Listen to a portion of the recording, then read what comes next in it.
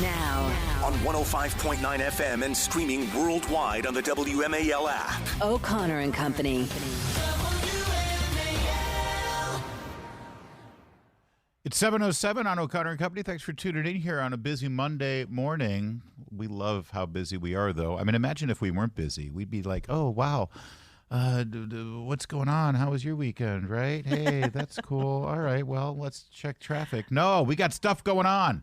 In 30 minutes, Tom Jones, an astronaut, will tell you about the launch of the Boeing Starliner today to test out NASA's foray into space tourism. And then at 8:35, Attorney General of Virginia Jason Miyares, and how they are not taking any of these Hamas protesters' stuff on campus. That's coming up. It's Larry O'Connor with Julie Gunlock. Good morning. Good morning, Julie. And joining us right now, as he does every Monday at this time, the one and only Joe diGenova, former U.S. Attorney to the District of Columbia. Good morning, Joe. Or should we say, buenas tardes? Oh, good morning, Larry. This is Lowell Thomas reporting from Bilbao, Spain. Bilbao's beautiful. Go to the Guggenheim. You'll love it. Yes, it's not very far from the very hotel that I'm sitting in. That's great. Well, listen, thank you for carving out a little time to talk with us. As always, there's a lot going on. I do want to talk about where things are right now with the trial, the state of New York, or the city of New York, I guess it's state of New York, versus Donald Trump. Because I've been watching this, I've been reading analysis of it. I still haven't quite grasped whether the case has been made in court, exactly why he's on trial. I mean, I know we hear this, hush money thing thrown around, but of course, paying somebody for a non-disclosure agreement is not against the law. Doesn't the prosecution at some point have to explain the crime that was committed here? Apparently not. Remember, this isn't really a trial, what's going on in New York. It has all the accoutrements of a trial. It has a judge. It has a fake jury. It has a fake judge. It has a real prosecutor. It has a real defendant. What it doesn't have is real law and a real case. This is an embarrassment to the judicial process in New York, but that seems to bother no one in New York, neither the New York Times, the New York State Bar, nor the New York judicial system. What this trial is not about is actually pursuing a decision about the law. Yeah. This is an effort to do many things, but none of them are related to the law. It is an effort to keep Donald Trump off the campaign trail. It is an effort to smear him and besmirch him and hurt him politically by putting on witnesses and ideas that do not demonstrate any violation of state law or even federal law. So what this is about is lawfare, as we've come to know it, which is the use of the law to destroy human beings, not to pursue the goals of the judicial system, which is to objectively find out what happened in a given situation. Anybody watching this trial knows, particularly after the Hope Hicks testimony last week, that what this is about is an effort to smear Trump. It is nothing less than that. It is nothing more than that. It is a cheap political trick designed by people in the White House, the Justice Department, the New York State Attorney General's office, and the New York DA's office. Yeah, this alleged crime, which isn't a crime, as you've just established, Joe, I'm not sure what it is. I haven't found the crime yet. I still am waiting to hear him announce what is the law that he broke. So, it's supposed to have taken place with regard to payments that were then concealed on their business records back in 2015 before the president announced his campaign. So you mentioned Hope Hicks. I saw testimony had to do with how the campaign reacted to the Access Hollywood tapes that was August of 2016. Why in the hell would that be relevant to the events surrounding the financial statements regarding payments to Michael Cohen?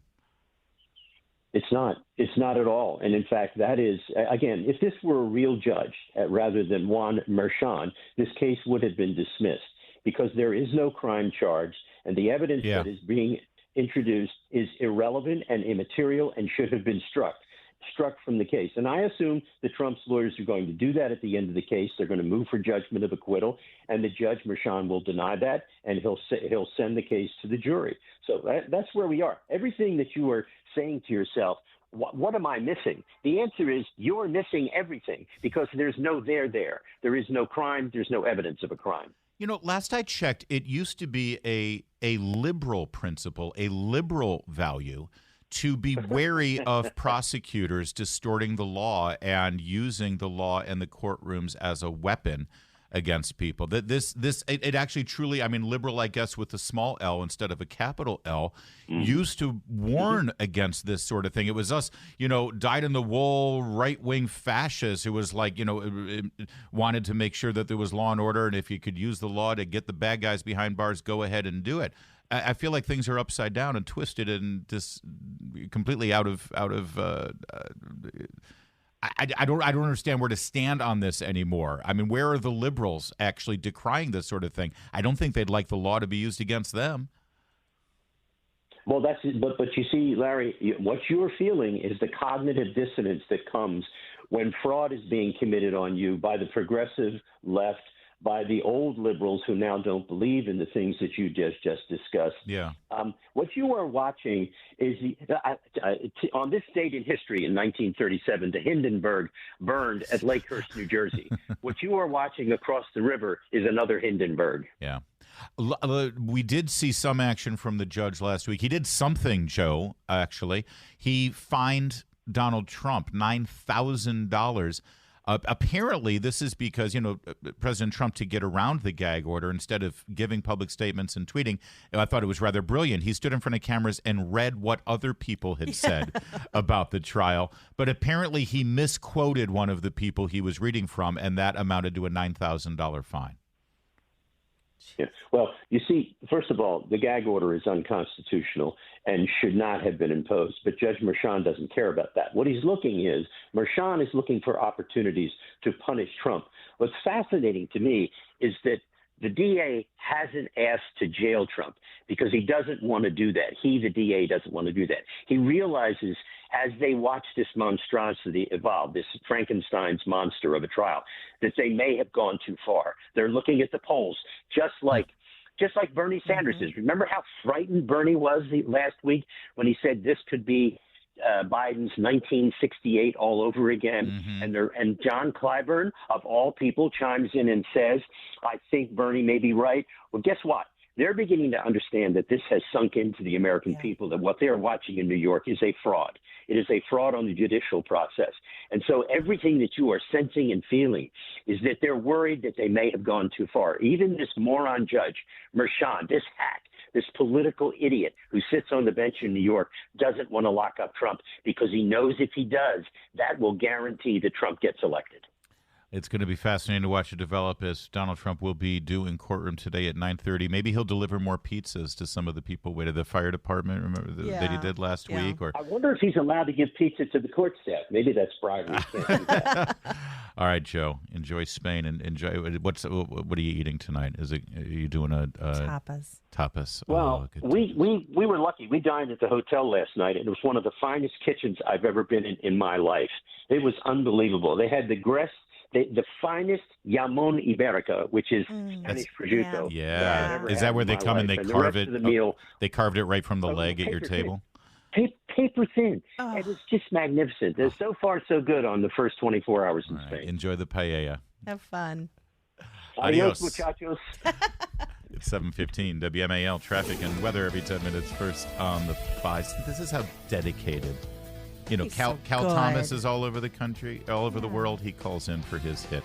Joe diGenova, no matter where he is in the world, if it's Monday and 7 a.m. Eastern time, he's here with us. Just like Jamie Whitten. Jamie's in Okinawa right now, which is, people don't know this. That's where the Hadid Carpet Cleaning Traffic Center is. WMAL. Making sense of the news. Live from the Home Paramount Pest Control Studios. Home Paramount, the leader in pest control since 1939. Miss anything? Don't worry, we've got you covered. Get today's breaking news on the Vince Colonnese Show, weekdays 3 to 6, right here on WMAL. And Biden seems to be struggling with key demographic groups that he would need to win and win big if he stands a chance of being reelected. John, there is significant softness in the support for Joe Biden among core Democrats. In this poll, he's carrying black voters by 61 points. Well, that sounds like a lot, but he carried them by 84 points back in 2020. Latino voters, a very slight Biden edge in this poll, but it was a 21-point advantage in the exit polls back in 2020. And among younger voters, under 30, we're actually seeing Trump with a slight edge. That was a big win for Biden last time around. It's particularly stark to see that difference among voters of color. Black voters under under age 50, far less likely in this poll to say they're supporting Joe Biden than older black voters. That would be Rick Klein doing his best Steve Karnicki impersonation there in front of the video. They all want to be Steve Karnicki now. They all want to be in front of their little video screen and breaking down the polls and everything. Right. And Jonathan Karl, who was sitting in for George Snuffleupagus there on ABC's This Week. And, well, it's not good. Hemorrhaging support amongst. Did you hear that last data point, though? Right now, Trump is winning with voters under 30. This is always a solid group for Democrats, like perennially. Like even when Reagan won in 84, he probably didn't win voters under 30. Trump is winning voters under 30 right now. Well, all you have to do Biden. is take, I don't suggest anyone go on TikTok, but boy, there are an awful lot of videos up on TikTok saying, I can't make it. I'm working to myself to death. I don't have a down payment for a house So because of that, and knowing that it's, I keep saying the one thing you're not hearing from Democrats or the media is, are you better off than you were 4 years ago? Because they know the answer to that question. They can't talk about anything about what's going on in this country, so all they've got is fear. So knowing that was part of the rundown for ABC's This Week, here's how Jonathan Karl started the show. Listen to this. Good morning. Welcome to This Week.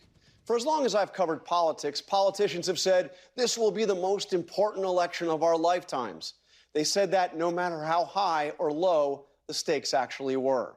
Election Day 2024 is exactly 6 months from today, and this time the divisions in our country are so vast and the choice so stark, there's little doubt this really is the most important election of our time. No more crying wolf. This is it. This is it. It's the fear, and to that end, but also I just love the the divisions in our country are so vast. Not if you look at the polling. Yeah. It looks like people are kind of sort of on the same page. They're kind of agreeing that let's give this Trump guy a chance. You know where else divisions aren't very vast? In the newsrooms where Jonathan Karl works or Kristen Welker at NBC. They're all on the same page. What they're doing is they're looking at the polls and they're saying, well, they're completely opposite than we are, so that means we have vast differences here. Right. Kristen Welker, so again, because they can't do anything to defend Biden, they have to stoke fear and they have to demonize Republicans. She had Tim Scott on, who was, of course, on the short list for vice president. Yes. And here's how that went. Listen to the aggressive nature of the question. Have you ever heard Kristen Welker interview a Democrat or Joe Biden or any of the Democrats that denied Trump was elected fairly? Well, yeah, this is about listen to the aggressive nature of the questions, regardless of the topic. Yes or no? Will you accept the election results of 2024, no matter who wins? That is my statement. But is it just yes or no? Will you accept the election results of 2024? I look forward to President Trump being the 47th president. Kristen, you could ask him multiple times. Senator, just a yes or no answer. So the American people will make the decision. But I don't hear you committing for President Trump. That's clear. I don't hear you committing to the election results. Here's the deal. Will you commit to accepting the election results? This is why so many Americans believe that NBC is an extension of the Democrat Party. At the end of the day, I've said what I've said, and I know that the American people, their voices will be heard, and I believe that President Trump will be our next president. It's that simple. But, Senators, you know, the hallmark of our democracy is that both candidates agree to a peaceful transfer of power. So I'm asking you, as a potential VP nominee, will you accept to commit to the election results in this election cycle, no matter who wins? Just simply yes or no. I expect President Trump to win the next election. Listen, I'm not going to answer your hypothetical question when, in fact, I believe the American people are speaking today on the results of the election. And if it continues for the next 6 months, we find ourselves in a great position where we get back to another century of American prosperity. Yeah. I'm looking forward to that. You know, and this is go ahead. Oh, no. No, you go. I mean, I just want to know if Hillary Clinton will accept the results of the 2016 election. Well, and also, this is also really what the meaning of that question is even if there's shenanigans, even if there's tampering, that's right, even if there's clear violations of voting laws in the states, will you accept it? That's because the Democrats could cheat, and it doesn't matter. You need to accept it. 100%. Which brings me to the question, or the answer to the question. I'm going to give free advice. I don't know why I give all this free political consulting in Media Rate Kit for campaigns and because every Republican on Capitol Hill will have to answer this question. So all you comms people who are listening on behalf of your member because they're sleeping in right now, this is how they answer the question. Kristen, I 100% will accept the results of the 24 election as long as the Democrats don't cheat again. Yes. That's the answer. Provided the Democrats don't cheat, I will accept the results. That's all. That's it. And hey, let's put some precautions in place to make sure that they can't cheat, like voter ID, like no more early voting, like no more same-day registration. You know, if we know for a fact that it was a solid election process, then it's a no-brainer to accept the results. Meanwhile, the latest out of the Biden campaign and the White House, the latest was they won't let him walk by himself from Marine One to the White House because he looks like the old man crapping his depends, like he did. Excuse me, sorry, having an accident in his adult diaper is what I meant to say. I was just shorthanding it. Well, now here's the latest. Whenever he speaks, they want to keep it to basically one paragraph. We have news this morning from NBC News that the campaign is looking to shorten its speeches. Biden's general election strategy is less is more. The president's aides are seeking to tighten his pitch to voters with shorter, crisper speeches. To be honest with you, Quentin, I think that's a very smart idea. That, by the way, Since he has mashed potato brains. If you didn't recognize his voice, that was Michael Steele there on NBC. Oh, I'm sorry. Excuse me. It's obligatory. You're supposed to introduce him this way. That was Republican Michael Steele. Oh, yes. Thank you. On NBC News. It's 7:24. Making sense of your world. Thank you for everything you do for this country. We need more of you. News Talk 105.9 WMAL. Making sense of the news. Now. On 105.9 FM and streaming worldwide on the WMAL app. O'Connor and Company. It's 7:37. It's O'Connor and Company, and we are charged up and ready to go. At 8:35, we're going to speak with the Attorney General of Virginia, Jason Miyares. I'm Larry O'Connor, alongside Julie Gunlock. Good morning. Let's get right to it. He is a rocket man. He is, in fact, ridden a rocket. He is astronaut Tom Jones with NASA, and, well, you too can be a rocket man, apparently. Tom, thanks for joining us this morning. I am really intrigued by this launch that NASA's doing today. Good morning, Larry and Julie. This is exciting. It's the first flight of the Boeing Starliner with a new crew. First time it'll carry a crew to the International Space Station. And what it does is adds a second spacecraft that the U.S. has capable of going to the space station and providing private missions to space. So it's a groundbreaking test flight tonight. So when you say private missions, this is like we're getting into the whole space tourism sort of thing that we've seen Bezos and Musk sort of flirt with? Or no, excuse me, Bezos and Virgin. Musk hasn't gone there yet. Well, we've got the SpaceX Crew Dragon, which carries NASA people to the International Space Station. They've been doing that since 2020. Starliner adds a second supplier of those transport missions, but both are privately owned, so they can fly private tourist missions, as SpaceX has already done. Oh, I see. So this is the Boeing Starliner could very well be used for private space tourism, et cetera, but NASA specifically is not getting involved in that. This launch is just a test of this new craft. That's right. NASA is just another customer to Boeing and their space operations. So on this flight, two NASA astronauts, Butch and Sonny, are going to the space station. And then on future flights, there are 5 seats aboard Starliner. They could sell the fifth seat to a tourist while 4 NASA people go to the space station, for example. Oh, that's wild. So what makes the Starliner different than other crafts that we've seen already utilized in this fashion? It's shaped a lot like the old Apollo capsule back in the 1960s and 70s, but it's designed just to go to low Earth orbit. It can dock with the International Space Station. It can carry about 800 pounds of cargo up there. And what's unique about this Starliner is that when it comes home after a 6-month stay at the space station, it lands not in the ocean with a splashdown or on the runway like the old shuttle that I flew, but it lands with airbags on the desert out in the southwest U.S. So sometime around May 15th, it's going to come down and crunch to a landing in Arizona, Utah, or New Mexico. So right now, Sonny and Butch, as you mentioned, who will be manning this vehicle, are going to the International Space Station. But when it does open to tourism, where will they go? And also, will it be a 6-month stay? How will they change things? Because, I mean, for space tourism, I'm sure people don't want to stay up there for 6 months. Right. Well, it's Butch Wilmore and Sonny Williams. On this test flight, they're only going to go to the space station for 8 days, check out the spacecraft, and they're going to come back. And then Starliner will then start flying once every 6 months or so to the space station as part of this the NASA transport system. But when they go to private space stations in the future, after the ISS retires in about 2030, that could be their destination, and there could be future space hotels or factories or labs where the Starliner goes. Wild. And it's not inconceivable that just paying private astronauts will go up for a week just to experience space on the Starliner itself. We're speaking with astronaut Tom Jones. And Tom, you mentioned the space shuttle that you flew, and I want to draw attention to the book you wrote. It's called Space Shuttle Stories, First-Hand Astronaut Accounts from All 135 Missions. So this is the Enterprise, Columbia, Challenger, Discovery, Atlantis, and Endeavour.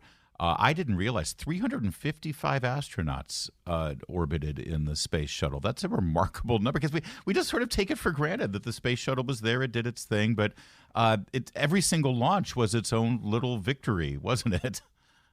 Well, 135 launches of the space shuttle over 30 years, and so you can imagine there's there's more than one book full of stories that I could have written about it. But I chose to get one astronaut story from every one of the 135 flights, including some of my own. And the lessons contained in those human stories of flying on the space shuttle, which ended in 2011, are directly applicable to not only operating the new Starliner, for example, but also when we go to the moon again.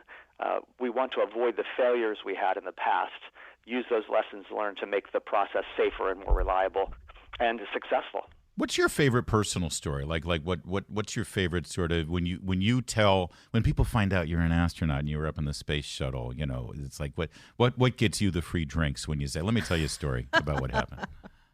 Well, on my last trip, I went to the space station, and we helped build it. I added, with my crew, the U.S. laboratory to the space station, and I got to do 3 spacewalks outside to connect up all the utility lines. And while I was out there for a total of 19 hours, I got to look at the Earth and the cosmos for like a secret 5 minutes by myself, looking out at the universe. And it was overwhelmingly moving to see the stars, our home planet, to be silently out there contemplating how big creation is. And that really that was the ultimate emotional high for me. What was that George Clooney movie where he was like trapped out there? Okay, right? Remember? Yeah. Was that? So when you like everyone else looks at that, Tom, and it's like we freak out and it scares the bejesus out of us. You probably watched it and thought, "Oh, I'd love to do that." Well, movies are movies, and they take some liberties with the physics. I never would go untethered outside, and that's what those guys in the sci-fi movies like Gravity did. Yeah, amazing stuff though, and very cool. I love that you've got this book out. And can people get this? I'm sure they can get it at the Smithsonian. Can they also get it on online? Any online book outlet, you can find Space Shuttle Stories, and you can dive into it anywhere from the first mission to the last, and you'll be fascinated with those human stories of the experience up there. Oh, and that would be great for homeschooling parents too, or parents who just want to supplement the education their children are getting, because when kids get excited about space, then suddenly they get excited about science and math, and that's huge. Tom Jones, thanks for joining us, sir. And the book again is Space Shuttle Stories, First-Hand Accounts from All 135 Missions, and today's the launch down in Florida of the new Boeing Starliner. Good luck. Have fun with the launch. I know you always get excited on launch day. I do. Thanks very much for having me. You bet. It is 7:43 now, and are we done with the astronaut and all the space stuff? Would you go up? Would you be a tourist, a space tourist? No. I usually say no, but I would consider. It depends. If it's like if other people like, maybe. I don't have a burning desire to do it, though. Speaking of space, I have I have a pet peeve whenever people talk about Star Wars being like a futuristic science fiction movie. It's not futuristic. It actually is history, ancient history. It took place in a galaxy a long time ago, in a galaxy far, far away. Every movie begins a long time ago. Yes. It's actually something from, but that let's in get a past galaxy, that. in a different galaxy. Sure, yeah. but it's actually it's meant to be ancient history, right? Not future. Right. All right. That said, I also have another pet peeve about Mark Hamill's entire existence right now, because he's done one thing, and that is play Luke Skywalker, and he continues to do so even on social media. And he was at the White House on the 4th of May, Saturday, because May the 4th. Although they did this on the 3rd, didn't they? Yeah, I think so. Yeah, Friday. So they got this wrong too. But they did a whole May the 4th thing, including a social media video with Biden in the White House. May the 4th be with you, always. There you go. And then he went to the podium at the press briefing. Mark Hamill has decided to join us on this wonderful Friday, and I am really excited to turn it over to Mr. Hamill. Here we go. Okay, how many of you had Mark Hamill will lead the press briefing on your bingo card? He's drunk, isn't he? Yeah, he sounds it. I think he is. I think he might. Yes or no, will you accept the election results? Why does it do that to me? Mr. Biden bring up Star Wars too, sir? Well, I called him Mr. President. He said, you can call me Joe. And I said, can I call you Joe B-1 Kenobi? He liked that. Yeah, I'm sure he did. I didn't think he got the reference, though. Joe B-1 Kenobi, he called him. He also did private video messages for various state parties around the country, the Democrat parties. Hey, Florida Democrats. Mark Hamill here. I want to thank you for the invitation to your 2024 Leadership Blue Gala. And what is going on here? He sounds slurring speech. Yeah, and he's celebrating and giving messages all over social media on behalf of Democrats. He also said this, may the 4th be the day a make-believe defender of the galaxy met a real-life defender of democracy. Aye. He calls Biden a defender of democracy. I hate to put it break it to him, but the good guys in Star Wars, the people I know everyone says, oh, the Empire were really the good guys. I'm so sick of that. It's a Jonathan Last, Bill Crystal BS thing. No. The good guys are the rebels. The good guys were the people who were fighting the Empire. Yeah. The good guys are Luke and Leia and Han Solo. Yeah. Of course, they're the good guys, right? Yeah. And they were on the side of freedom. They were. They were on the side of liberty. They were on the side of free expression. They were not on the side of an all-powerful government who controls everything and squashes dissent left and right. Mark's with the evil empire right now. He's chilling with his dad, Anakin, and he's Darth too Vader. dumb to understand or that. drunk. It's 7:54, allegedly.